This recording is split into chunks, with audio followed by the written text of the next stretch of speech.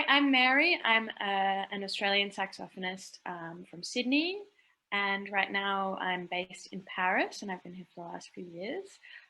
So I'm a musician, a teacher.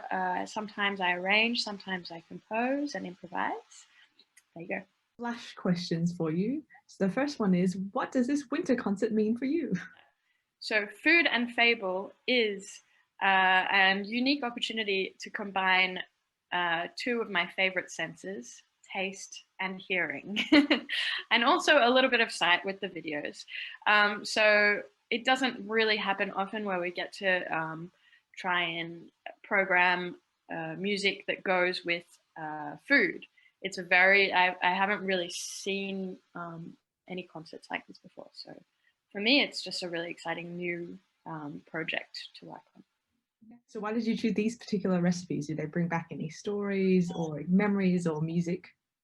For the meal, basically, I actually ate this meal on Christmas, 2020.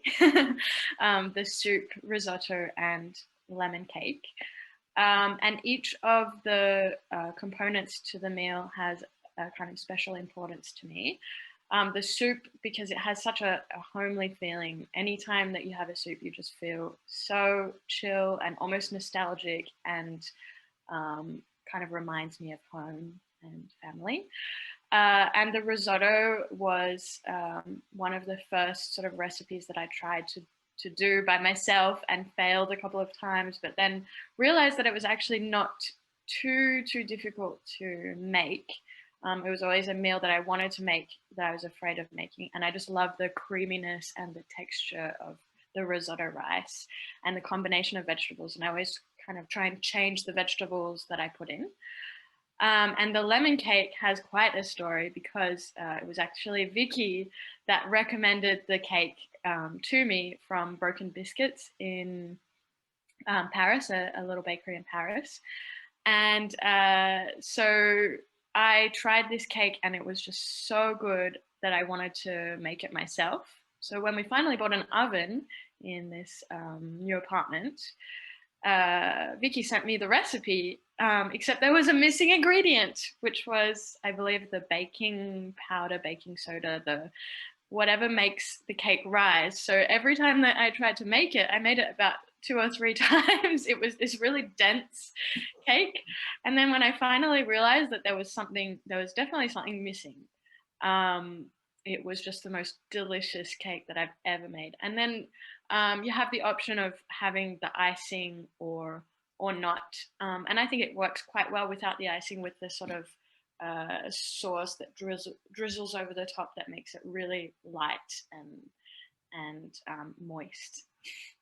How come you chose this particular Bach work to arrange for the saxophone? Well, when somebody tells me you can play whatever you want and program whatever you want, it's quite a daunting task. But in the end, I was like, well, this piece is something that I think I played it a long time ago when I was in my bachelor's at the Sydney Con.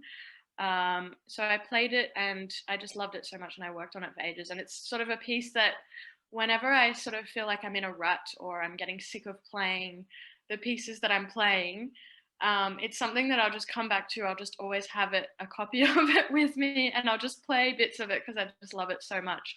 I've sort of done harmonic analysis of it, and I've done, I don't know, I just love the piece, and how it really, it really showcases it's really important in solo flute repertoire.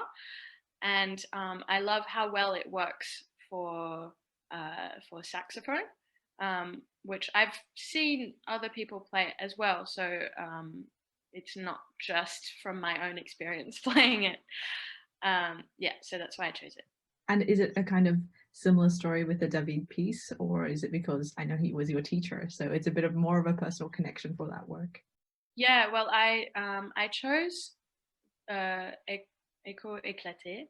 I chose it because it was something that I was working on sort of at the in the middle of last year, when everything sort of started going into lockdown and everything, and I decided to start working on it with my teacher, who wrote it, and who is extremely capable of playing it as well. So it's very interesting to work on a piece when if you make a mistake, they'll the teacher's going to notice straight away because it's their piece.